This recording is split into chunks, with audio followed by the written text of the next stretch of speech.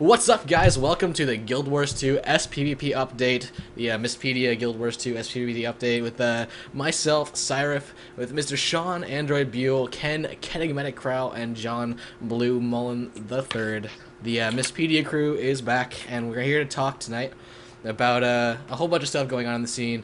But first, let's go through our introductions here. Shawn, how are you doing tonight? I'm doing good, man. Interesting time watching the finals tonight. Not too surprised how they went down, and hopefully looking forward to some cool stuff coming up. Yeah, man. Those of you watching, of course, there will be spoilers, so watch out for those. If you don't want to be spoiled, go ahead and check out the VOD. They're somewhere on the internet. But Ken, how are you tonight? How do you think of the finals? Very good. Pretty interesting. From the narrative standpoint, I think it's pretty awesome, personally. Yep. But good job on both teams. Yep. So. And Mr. Blue, last but definitely not least, how are you doing tonight? I'm doing okay. Pretty good, just hanging out here. As you can tell, senior is different. I'm now in my dorm, for those of you who are unaware. I'm in college now as well. Checking out the finals tonight. Kind of got to agree with Shawn. That's kind of unexpected how it went down tonight. But yeah, we'll talk about that in a minute. Yeah, doing man. pretty good. It's I think we both moved. Different change of scenery, if you can see the blank walls behind me. But guys, we're here to talk about the PAX Invitational, the finals. We did see Car Crash going up against Team Sync, EU versus NA, the battle of the two official servers right now. Of course, China will be joining eventually, soon, TM. But we saw Car Crash taking a 3-0 win in a best-of-5 finals, with Sync almost coming to a single win at Game 3. So I guess we should start at the beginning with Game 1, if you want to talk game play. So I think the two surprises that we saw, and I don't know if they were like super big surprises, because it was kind of expected, was Mogwao switching from Ellie to Ranger. Because even in like scrims recently, he was playing Ellie still. Seeing him on Ranger wasn't really surprising with Ellie's current state. And then Super playing Warrior. Again, Super's actually been playing a decent amount of Warrior lately. And we've seen a lot of actually NG players drop NG for Warrior. So that wasn't surprising at all. But I don't know, maybe it surprised Sync a little bit. And then Sync running the same comp that they played with during the qualifiers.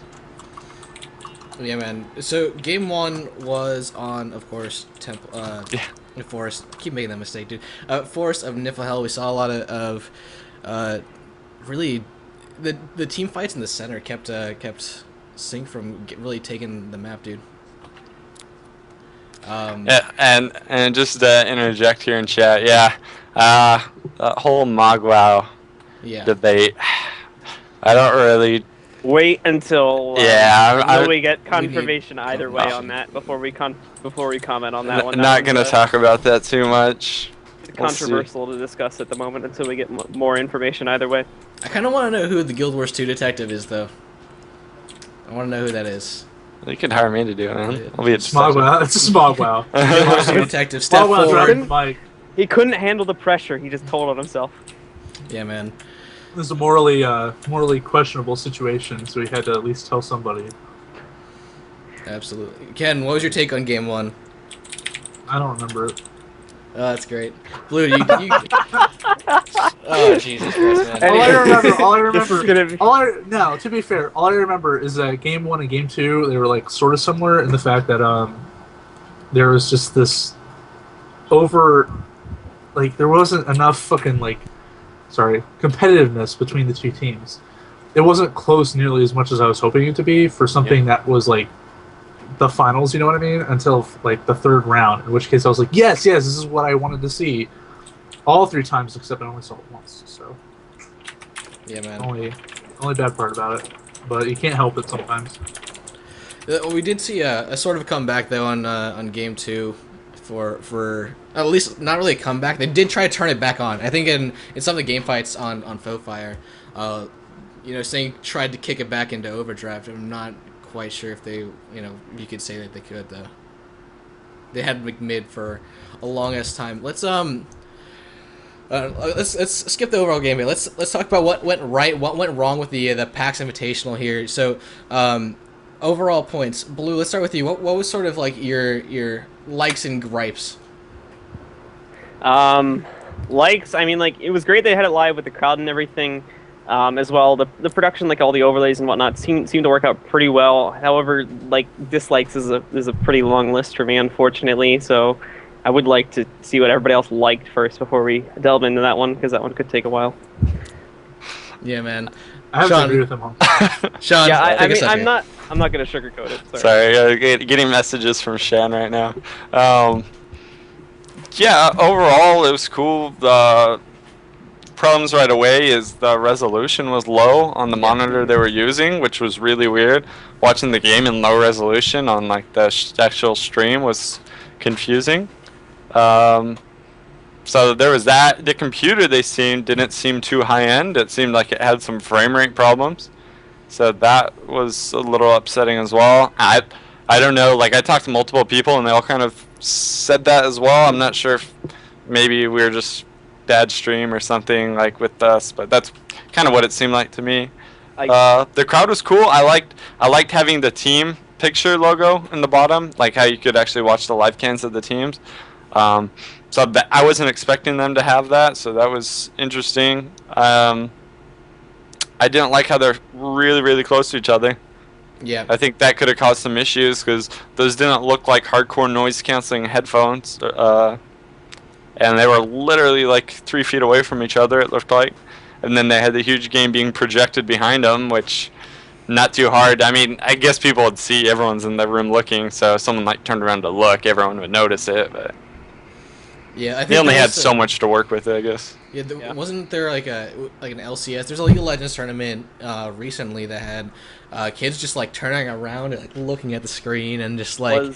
That was the World Finals. Season 2 finals, I believe, is where they had a mini-map screen, like a little mini-map TV up behind them, and there was no player boost for whatever reason, and one of the players in one of the games just went, whoop, and got caught doing that, so. Yeah, dude, player booths, I mean, they did get in trouble, but like it's super important, because like, you are using the honor system, and this game, it's like known, Guild Wars 2 is known as being like the most friendly MMO, one of the most friendly games in esports, I would say, but like, when it comes to winning, and you're gonna take that edge. I don't care if it's like out of the corner of your eye.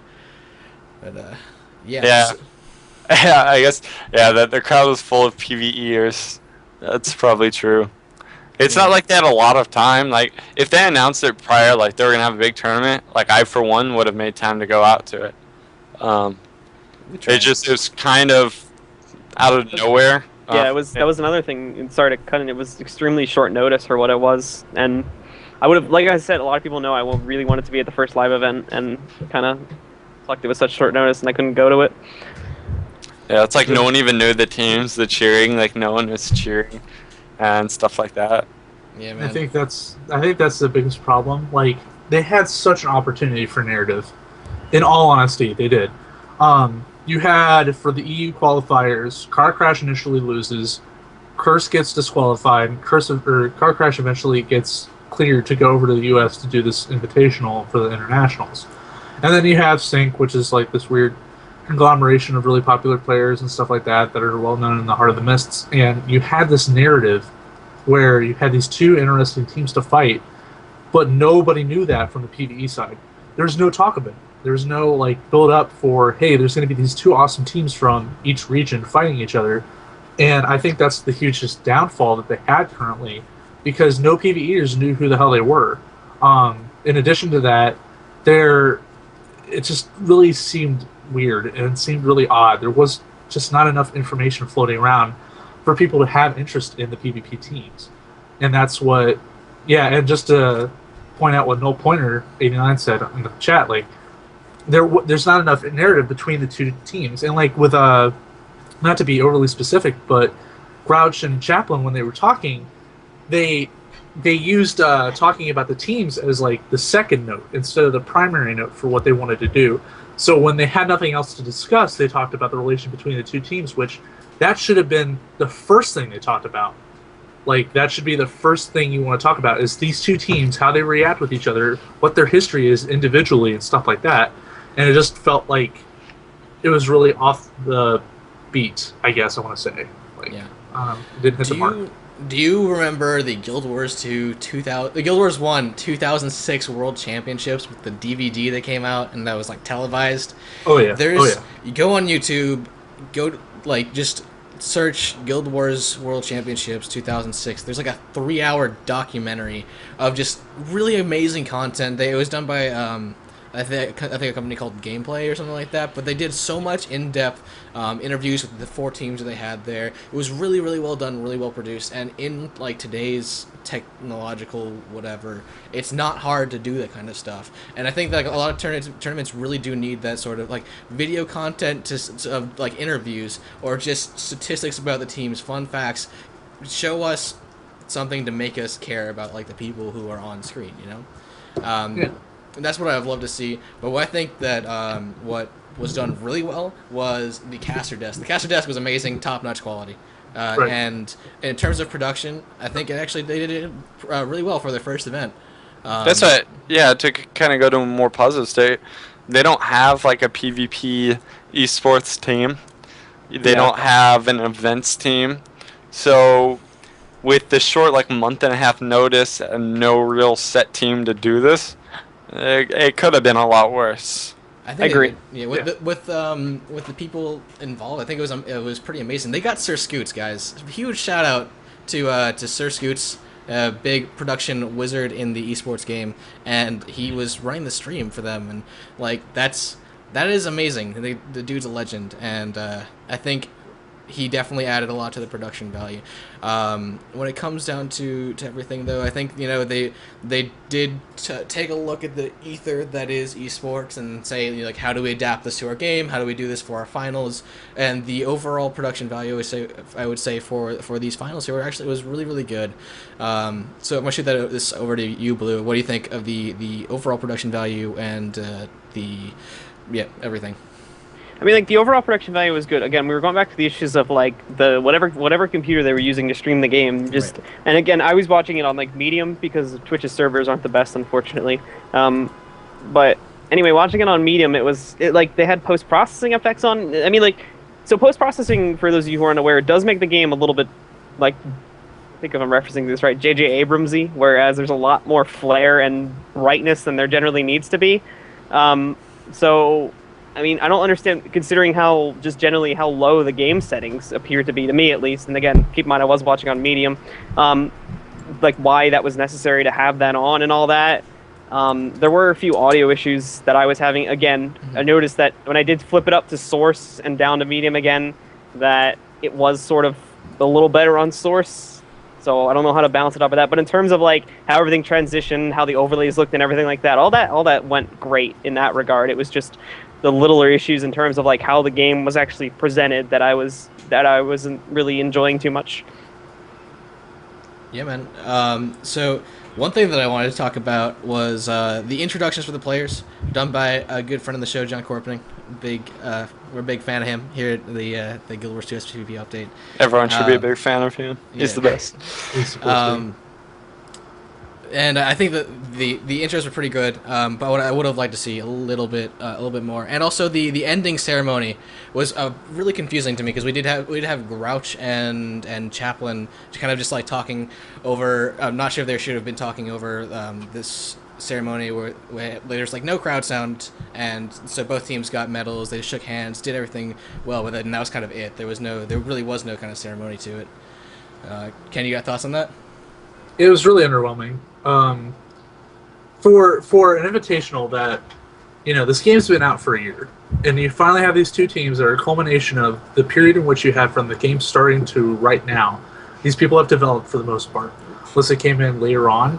You have these two teams fighting each other, and then out of nowhere, like, they finally, oh goodness. Yeah, oh goodness, something with the it'll stream. go away in a second. It'll fix itself. Yeah, you're good. So, like, dear you have Lord. these two teams, like, fighting each other, and finally, like, car crash wins, and, you know, all this kind of stuff happens. And then the award ceremony is like, here's a medal. Like, it seems so underwhelming from something so flamboyant as ANET. ANET's style is like this artisanal, like, very out there, flamboyant, like, look at us style. And for the PvP sector to just be like, and they won. It was really underwhelming, and it sort of like grit my teeth a little bit because I was like, you could have done so much with that. There was, again, yeah, just completely underwhelming. There wasn't much that was done, in all honesty, and it was. And as well, just moving over, I don't know, sorry. And again, just going to, like, we just saw something in chat. Yeah.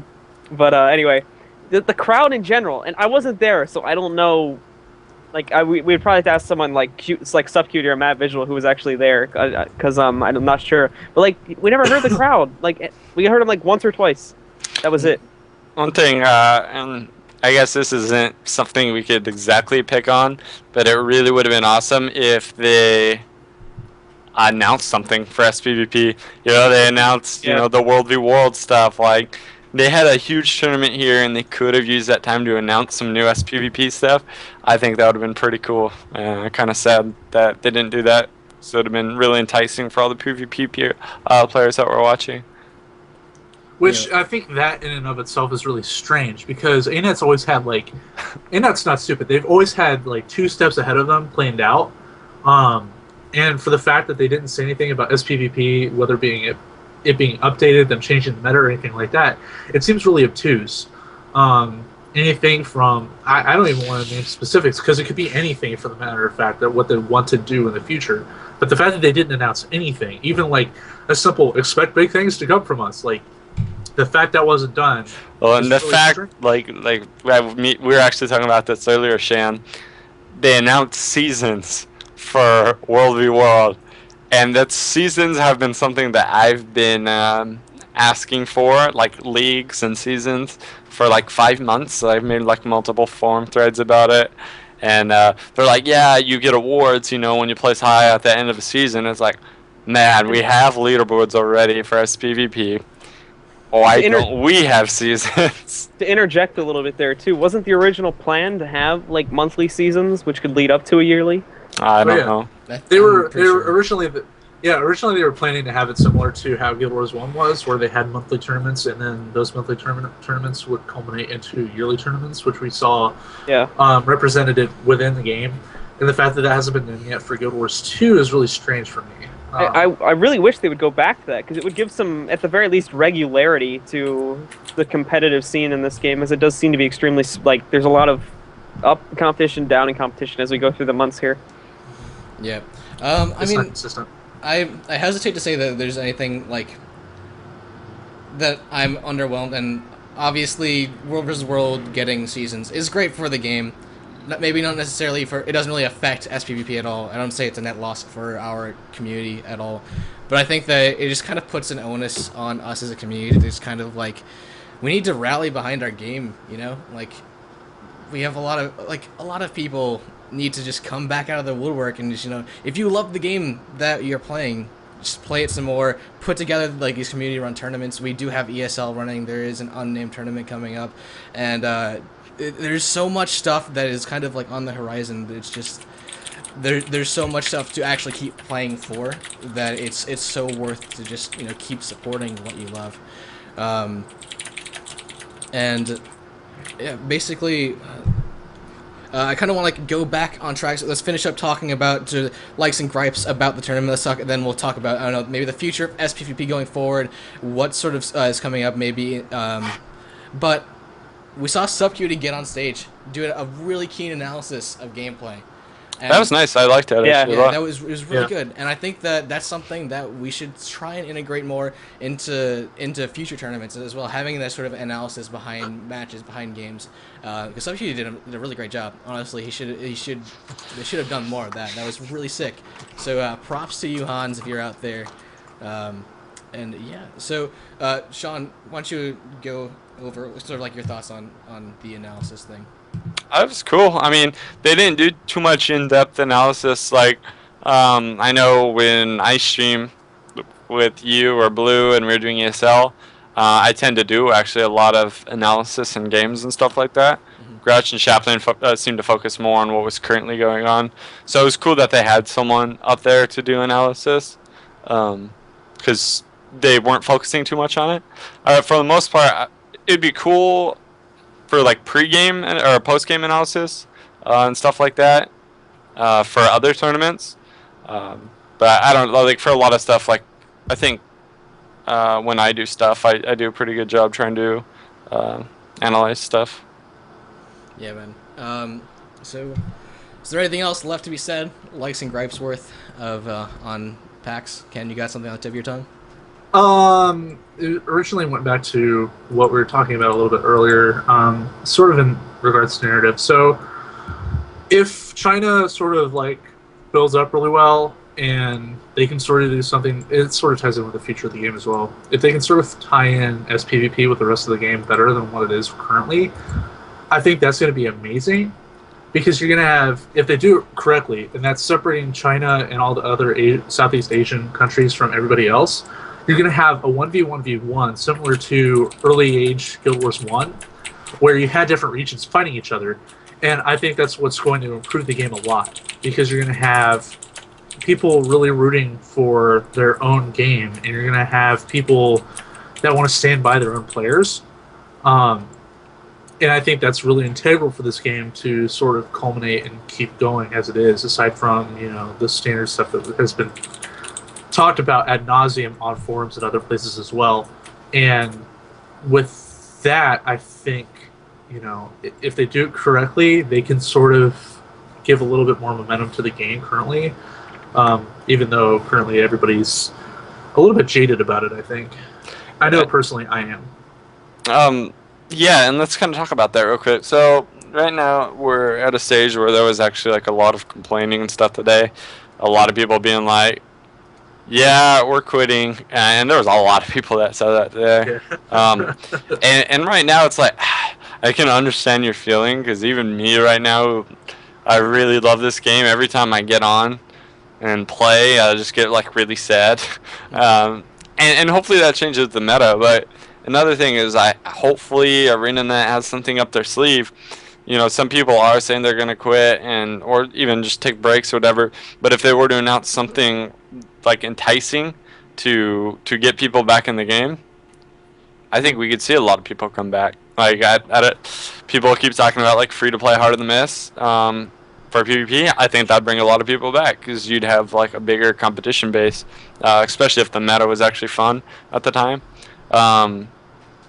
So there's that, or if they, you know, when they redo like their rewards or something, and it's actually like you have a reason to grind out and play, they might come back to that too.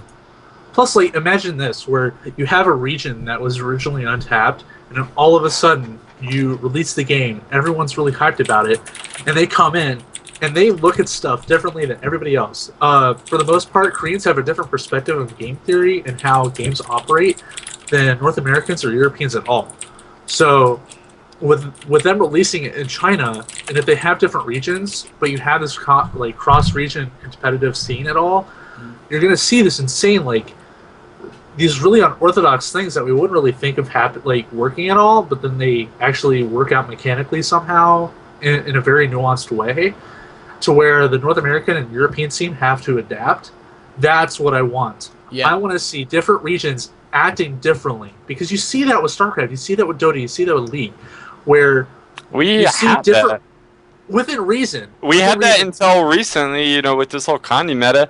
You know, North American would have a completely different comp setup than EU's in a lot of the time, up until like maybe 3-4 months ago. Right. And you'd see them adapt and switch, and you know, the EU meta would change, and then you see the North American meta change. So it's interesting. I think right now too, because the regions aren't so big, a lot of the top EU and NA teams play each other so much, where it doesn't have that opportunity to evolve so much.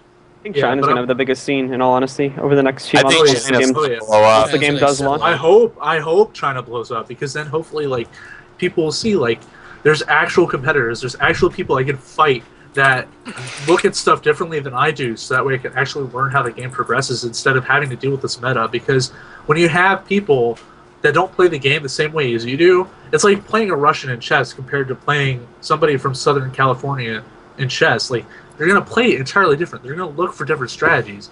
And when you introduce a whole different region into a game, everything's going to change. I'm hoping that happens. I'm hoping that China comes in and just pushes people off their feet and makes them feel really, puts them against the wall, so to speak, compared to what they've been for the past 8 months. Like, where they've changed to this economy meta and they've just sort of rode it out until the Invitational. I want China to come in and just be like, this isn't going to be the way that it usually was. Like, this is going to change. We did have the APAC tournament and the Chinese Invitational. We have teams like MFC and Hard to Carry. Like, I think Hard to Carry is actually Taiwanese, but there are Chinese teams in the scene right now. Well, yeah, and apparently there's like a ton of people in the Chinese beta. And when ArenaNet was at China Joy with Kongzong, apparently it was just like huge. It was huge. Oh yeah. So Blue, you and I have done the APAC. Shawn, you and Blue did the Chinese Invitational, right? Yeah, we did. Okay. We did the first week of it. We didn't get to the second week, unfortunately. Did we see any did you guys see anything really interesting in terms of strategy, comps out of the Chinese teams? Like, just that you can remember off the top of your head? Well, I mean, like, they always just run weird stuff because, like, a lot of the Chinese teams aren't experienced, and so they just run stuff that's like interesting, and then it just sucks. So you also have to consider too that a lot of them can't play it to their fullest because of lag they suffer from playing cross region. Like, I think like the majority of them are probably going to be playing with 300 plus ping, like on the best connections. So that's to consider as well. A lot of them are discouraged from playing because of that. But needless to say, when we did see teams playing, and again, keep in mind that a lot of them were rather inexperienced based on how they performed in those tournaments. But we did see a lot more interesting stuff coming from the APAC region. Yeah, I'm personally really excited to see what comes out of the Chinese release. Of course, that's not the Korean release either. I think that's an eventuality. If right, because Kongzong is actually a Chinese publisher.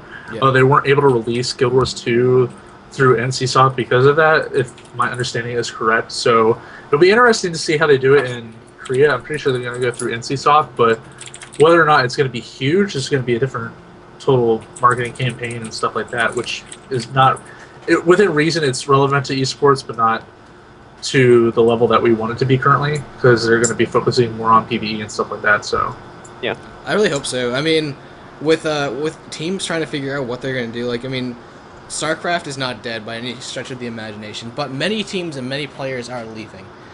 This game shows up. If it has money potential, and people will just jump in because, you know, they have the mechanical skills needed to be a gamer, you know.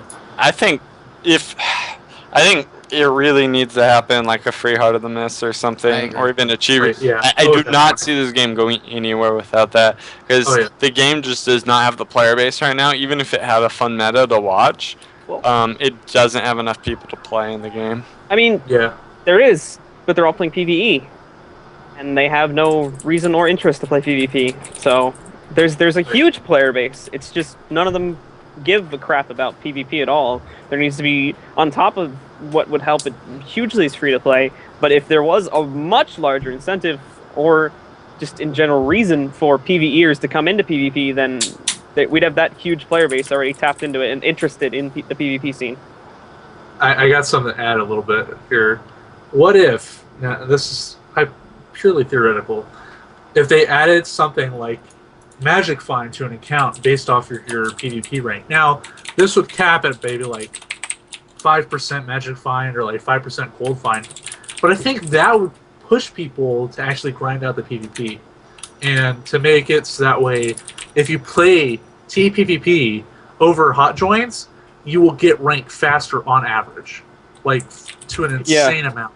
They need to make it so that way it's mathematically solidified and Clouded Chimera saying. Yeah, gold. That'd be awesome. Like gold. You need to make it so that way people have that incentive to where there's actually progression when you're playing the game in the PvP side that you will see tied in, at least investment-wise, in the PvE side of it, so that way you have a reason to actually play the goddamn game. Yeah, man. So Clouded Chimera in chat said just tying gold and problem solved. Actually, kind of inclined to agree. Recently, I kind of have been thinking the opposite, though. But within reason. Yeah, within reason, obviously. Like winning a monthly tournament, win gold. Winning a daily tournament. You have to think of it from a PvEer's perspective, because a PvEer will base it off of time investment compared to game. So if the time you invest in PvP, even if it's fun, is not enough to make up for running COF Path 1 like for 30 minutes straight, people aren't going to do it. And that's the kind of I know. But that's the kind of thought process you're going to have when you're doing these kind of balances and these tweaks, because as stupid as it may be, coming from a game that boasted that you need to, that it's mainly based for play and for fun and stuff like that, there's going to be an instance where people are going to be max minners. People are going to be the kind of people that they will count how many seconds they invest in a particular event compared to how much gold that they get. Like, it's almost to the point where it's sickening, at least in compared to like stock mortgages and stuff like that, where people will juggle time ratios with gain and stuff like that, where you need to make it so that way it's totally profitable compared to anything else. Also, one of the problems I kind of have with it is that what do you do with gold in PvP? It's not like you can use that currency to boost anything, you know? Like, what it kind of goes against the entire like spirit of esports. Now that I'm thinking about it, it'd just be sick if, like I said, they added the ladders that they're doing World v World into PV or sPVP. At the end of every like 2 months or something, the ladder gets reset all the leaderboards. The top 25 people get a unique skin, or something like that. Blue. Make skins, find on equip. What? Huh? Make the skins you get out of the chests find on equip. That would make gold worthwhile in PvP. I think really you can craft stuff too easy like that in PvP. Well, that would be the thing, because that would need to be changed too. But just a suggestion as to what would make gold worthwhile in PvP is if those skins were sellable. Because then, if you get lucky and get something good out of the chest, then hey, you can sell that. I mean, I kind of question the entire idea of having gold in PvP as like a pure esports purist, you know? Like, I would rather have a skill-based sort of ladder than I would have a need for gold. And that's the main problem, is that our sort of our need and our desire as the Guild Wars 2 esports scene is this sort of like this there's a Greek word called arete, which is like it's like striving for peak performance. And Ken's probably popping a boner at that word. Yeah. I'm so happy you know about that. So basically, that is like, when it comes down to playing esports, it's for fun. But obviously, we're always in the pursuit of perfection. When you're playing PvE, you're doing it for the story. You're doing it for gold, some sort of other objective other than the skill. So like that's sort of like my issue with gold and stuff. Yeah. I don't know. Another thing is like, they need to go back and rework a lot of skills. Like, there's so many skills that just are not worth taking. You see certain skills and certain trait trees for certain classes, and it's like, well, you have to get that skill. And that's we have like 0 build diversity right now with specs. When you see, like, we see a ranger, we know what that ranger's running. We already know what he's running, and so we have no diversity. Like, when's the last time you've seen a fire elemental? Never, because fire sucks, you know? Great Sword Ranger.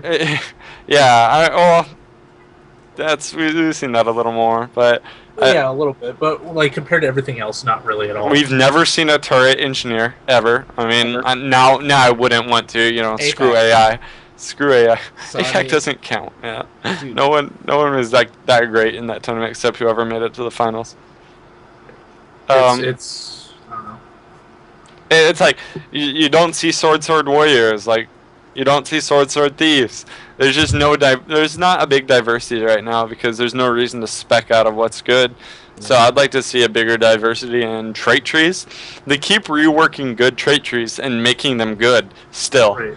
They need to rework more of the bad trait trees, more of the grandmaster traits and other trees. I mean, Doomfire was like the last big thing they added. And yeah, that made people switch up their builds. But it would be cool to see like some new Grandmaster trait redesigns.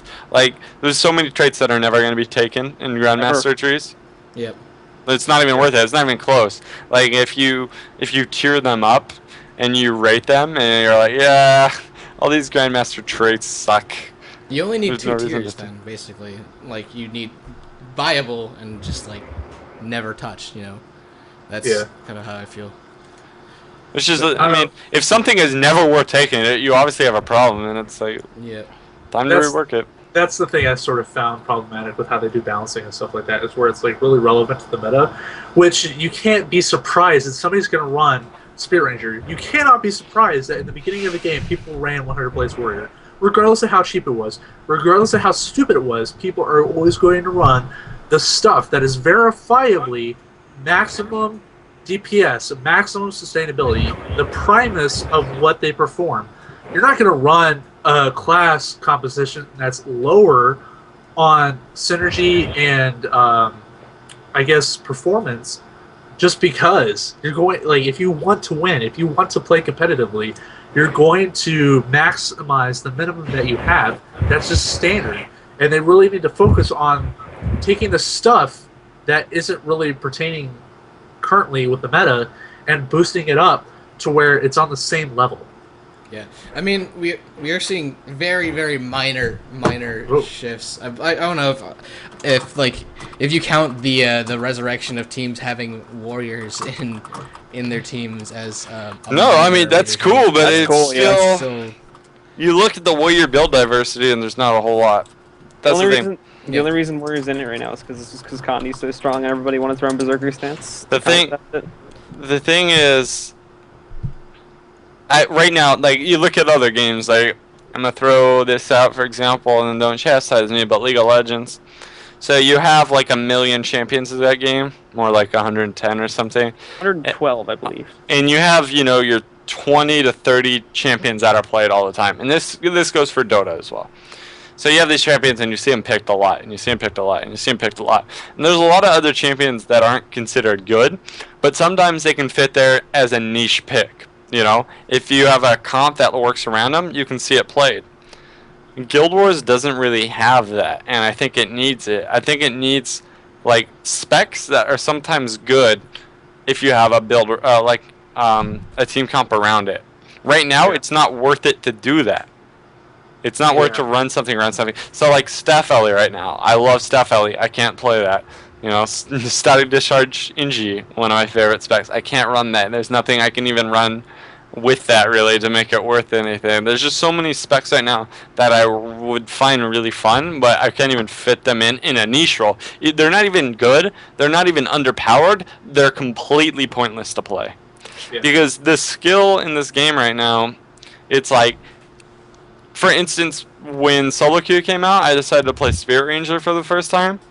And it was so stupid because I was playing solo queue, and I'd been playing Spirit Ranger for a total of like 15 minutes, and I'd run into people that are some of the best players in the game, and I'd beat them in a 1v1, and it would be so easy. That should not be a thing.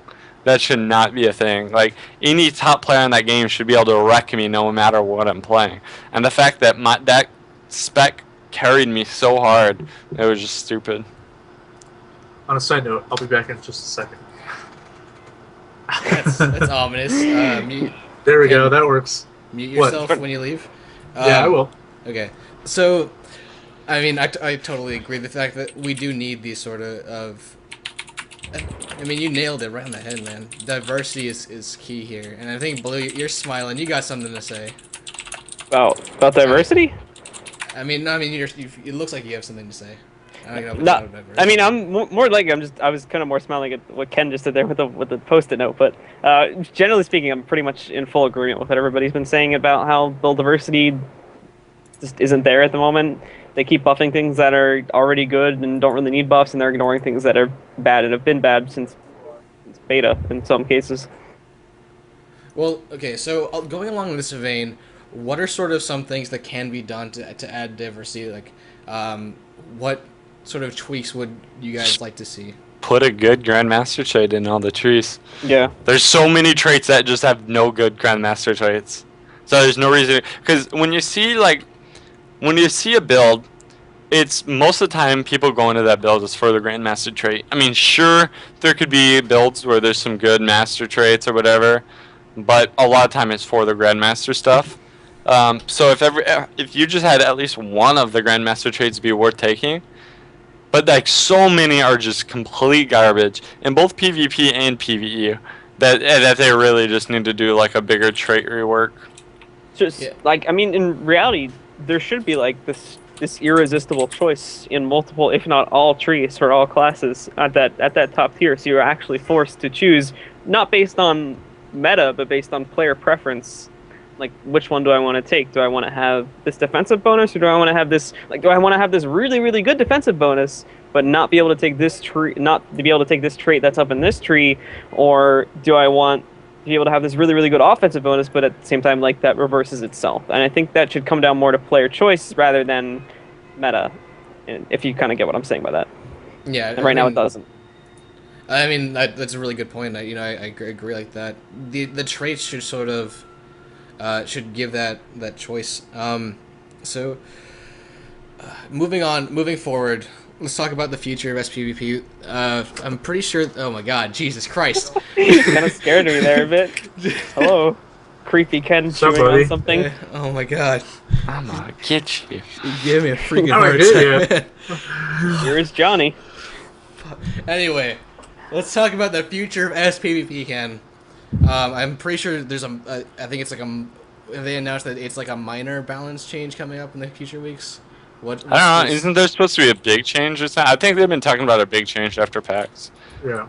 Because they know that Spirit Rangers need to die. So hopefully that's pretty soon. Yep. Yeah. We Spirit Ranger. We got a patch coming up on the 3rd and I think the 17th of this month. Or next September. If I can go on my own fucking tangent here for like 2 seconds, Go not for to it. swear, Oh, not to swear too bad. There's this difference, I think, between the pragmaticism. Oh God, you ruined everything. Listen, the pragmatics. shut up, Ken. I know. I got you. Do you want to There's a define difference between do you want to define pragmaticism for those who are unenlightened? Okay, well, not in the philosophical sense, but at least in pragmatic within the viability sense. So pragmatic meaning that it's viable, that it's used, that it can be used to to help you perform at the maximum level, right? And that's the general consensus of pragmatic, where it's actually viable, it's actually usable, it works towards what you want it to work towards, compared to something novel like 100 Blaze Warrior at this point, which is at least a little bit viable, but not entirely. They have to do a rework of their whole balancing philosophical work currently, because I don't think it's working for the most part, where you have these huge differences in what they focus on, where, okay, we're going to be focusing on the trait line for this class compared to this class because this class is already doing fine, so we're going to work on this one. But oh wait, we actually built in the counters for this class into this class, so now stuff is working incorrectly, and then we have to work on towards other stuff. They just need to sit down and look at everything in the grand scheme of things, decide whether or not they're going to have pros and cons compared to the number of stun breaks you get compared to how many stuns you actually can perform on another person, stuff like that, where they sit down and focus on the game theory for the game entirely and the meta that they want to build towards in general, compared to what they've been doing currently, which is like sort of just throwing darts at a board, and it's been really aggravating currently. I mean, yes and no, that's been what they've been doing, sort of, but not entirely. That's been what they've been doing, but that hasn't been their aim, is what I should say. I mean, throwing darts at a board is a little harsh. It's like, yeah, but there's not enough data. Right, and I understand that, but when you change stuff, but then you change the stuff back within a month later, then that means you're throwing stuff at a board. That means you're not actively looking at how to fix it. You're just sort of putting in the fix for the time being. So, I mean, that's my pizza rant. So, enjoy your pizza, Ken. I'm enjoying my pizza. This is really good and delicious. Okay, so let's talk about. I think this is really all we have to talk about tonight, guys. Let's talk about future tournaments where you can see us next ESL. That's the next ESL date. So is that like it's a party? The 5th? ESL. Yeah, the 5th. Next stream's going to be on the 5th. Not sure which matches we're covering. I think we actually have to cover a match from the bracket that we played the last day because of a dispute, and we're going to replay that one. Yeah, we're going to be starting at the 5th again, and starting every other day until I believe the 11th will be the finale, but that date might change as well, so we'll have to see. Yep. Who's casting that, by the way? It is me, Shawn, you, and Steppenwolf. All 4 of us switching on and off. All that specific day Well, on the finals? on the 5th. On the 5th. I believe it's you and Steppenwolf, if I'm remembering the schedule correctly. Okay, I'm cool with that.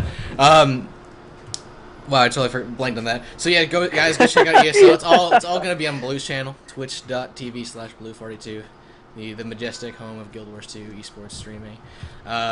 Let's go check out mistpedia.net. It's our baby. Don't do that. The post will blow up. Please Wait, don't do that. There's like 14 viewers. I know. Bam. Bam. Yeah, we're esports now. We got an Astro headset. Yeah. But if you were a player, go ahead and make your page. If you got a team, make your page as well. We're always welcoming new people. If you guys need help doing that, hit us up as well. You can also go check out Server Stomp and the Q on youtube.com/Sireph. Always doing more of that, Shawn. You got anything in the queue coming up for you? Nope. Nope. Just more ESL. I'll just cast CSL. Man. Yep, and the mystical unnamed tournament will be coming up eventually as well, and I can't wait to announce what that's gonna be. And I can't wait to stop dropping cryptic hints. But yeah, you can just stop doing that, buddy. It's gonna be amazing. So guys, thanks for watching. Go ahead and hit the subscribe button. And like. Are you gonna ask if I have a shout out to do? Ken doesn't have any shout out. I do. All right. So I'm gonna, since I have. God, you deleted the link because of the Mobot. So because I'm going to be working on finishing my degree and stuff like that. I'm going to be doing blog posts instead of anything pertaining currently to like casting and stuff like that. I'm going to post it here in the chat in a very cryptic manner, and that's where I'm going to be posting stuff about. I don't want to say the philosophy of it because that sort of undermines it, but like the aims that we should have towards developing this community more than what it was or has been. Stuff like that. So that's the kind of stuff I'll be writing about. And if you want to look at it, you're free to do so. Critique me, yell at me, whatever you want to do. Just go ahead and do it. Right. So that's the shout out. Do we have any other final shout outs? No, just thanks for just stopping by. Just let's give like 3-4 minutes if anyone has anything to ask in chat that they want us to talk about or answer. Yeah, let's do some Q&A. Check out my stream. It's gonna be going back to a regular schedule soon. As soon as ESL's over. TV/Blue42. Yeah. I think there was a question. I think there was a question that we didn't actually touch on. I think. What's that? At the beginning. Our stance is on petting zoos. I'm a fan of goats and tiny sheep. You're a fan of tiny sheep and spirits. I'm a fan of elephants and the equestrian sciences. Kappa, kappa, kappa. In all seriousness, though, the petting zoo, it's coming back to that spirit ranger question. You know, I guess if you like winning, it's cool. I like winning. Do you like to win? Yes. Then choose this. The show. That's good. So I'll take. Go ahead, Ken. Read the question. Read the question. Wait, what was this? All right. What's Bill Pointer 89 asks? What's your opinion on Sharp mentioning alcohol making everyone happy with Kate in the room? I'm not sure how that's relevant. I'm not sure if Kate is like a previous AA meeting kind of guy. I think he's underage. Just the thing. Oh, really? I'm not sure, but I'm guessing. If that's the joke, then who cares? Because in America, we are actually sort of trained to break the rules, and that's sort of how we do it. Laws are mainly just things you ought to do, not so much things that you will do. Ken, the best example, NA. Yeah. This hasn't been only Pepsi. In case anyone's wondering. This hasn't been Pepsi the entire time, and mind you, I've had rational thought this entire time. Oh, so Jesus Christ! Don't underestimate the will of power. You didn't see when the stream went live then. Yeah. Okay. I made sure to refill this by the time I came back. But anyways, anything. With Sharp mentioning alcohol, I don't really say that's really. I don't want to say it's taboo. It ought to not have been a thing that happened. I want to say. I have this penchant for things to be very particular and I don't think that the casters met their mark today, at least in my opinion, and that's, of course, my opinion. So anybody can tell me I'm wrong, and I will probably say you're probably right. Again, it was Chaplin's first time casting anything live. Yeah. Yeah. Yeah, I think for his first time, he did a really great job. He didn't stumble over himself. The mechanics of casting, I think he did a great job. And did you guys hear me? My mic just totally died out. Oh, you're good. We can hear you. You're sick. Awesome. But talking about alcohol, I mean, it's no secret that everybody of age drinks, and That's not true.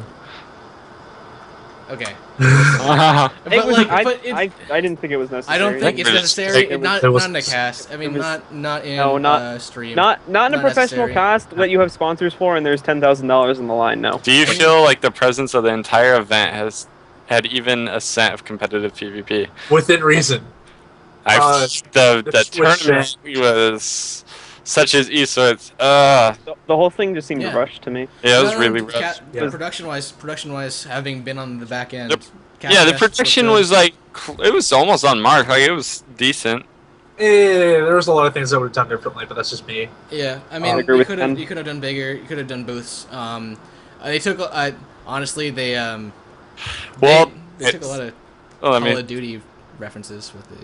Go ahead. so it wasn't completely terrible. Sure, like one thing. All right, first off, it was rushed. Second off, they don't have a specific team to do it, so they're just kind of like, all right, yeah, you're working on this thing. Well, now you're working on the tournament. They had, and one thing, like you said this a couple times, a lot of tournaments are in hotel ballrooms, like a ton of them. Dude, Evo is. A ton of them, yeah. So that's not really a big deal. Like, that's pretty common. They had like the camera quality on the both the caster desks. You know, they had good scene switching. It just wasn't a stream the whole time. I mean, if you look at for instance, Evo, it's like a stream setup. It's like two people on a small TV, and then like a webcam towards a guy on a laptop. So it looks like it could have been way better. Like, for sure, it could have been way better, but it wasn't absolutely terrible.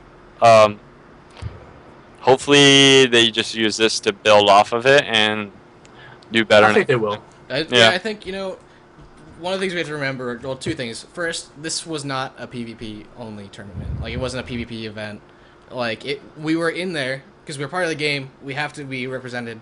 But like, we weren't really like we weren't the main focus. If Arena were to do a tournament where PvP was the main focus, Yeah. I think they would like honestly learn from any mistakes made if there were any for them here, and they would take hints from other production companies. And like that, it's not. I don't think that they would put on a stream that would be bad if it was just a straight up Guild Wars 2 tournament. Yeah, just one thing. It's like, all right, let's just cover this real quick. The scene, I wouldn't say it's dead, but it's like definitely in a huge slump right now. And we've seen it in a lot of games. Like, games can come back. Like, yeah, games can come back. A lot of people are taking breaks, yeah, but I wouldn't say the games are dead, and I wouldn't say it's down. All they need is some changes, and it wouldn't be too hard to do, and a lot of people would be playing the game again. Everyone's overly dramatic, I think, right now about it. Yeah, I mean, including us. I think Don't get us wrong. We spend as much time on this game as most top end players, if it's not more than some of them. Because some of it's not even pertaining to what you guys do, which is the game. Like, we don't. Not even all playing, but we work on the website. We work on multiple websites. Actually, we work on multiple streams. We're putting together a ton of tournament. So yeah, I mean, we're jaded as most of these top end players, but I think it's interesting. Like, I think it's important to keep everything in perspective. The game's been out for a year. We got Spectator and Custom Arenas. What was it? 5 years back or 5 months back? I'm sorry. 5 years. Yeah, 5 years. Like, oh my god, EverQuest 1 is still around by that point. We'd be in a much better place if it was 5 years ago. Maybe.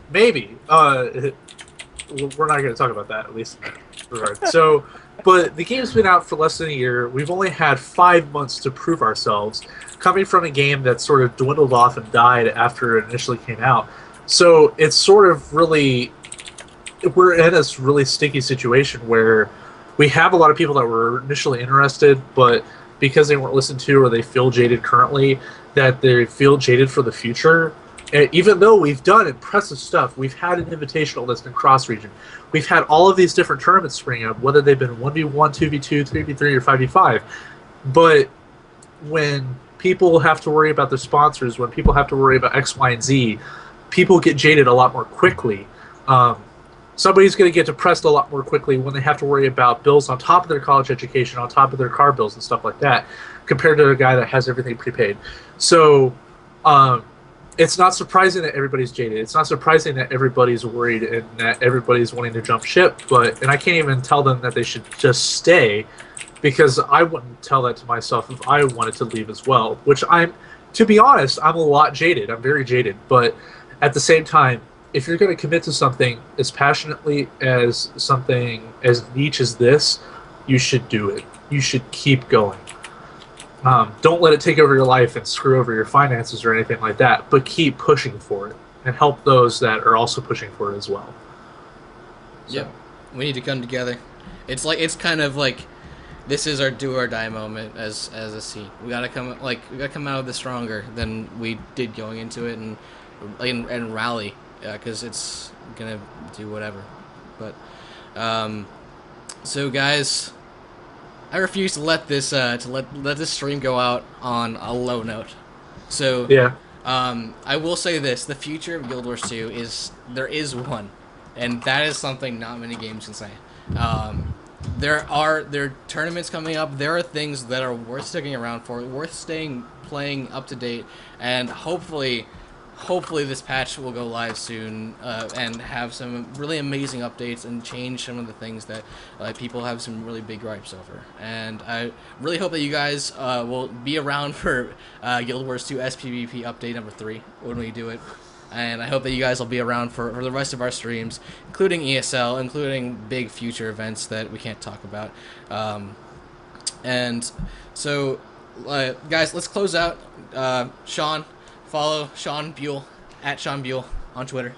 Follow the Kenigmatic on Twitter for Ken, and Dr_Blue for Blue. And of course, I am at MLG Sireph.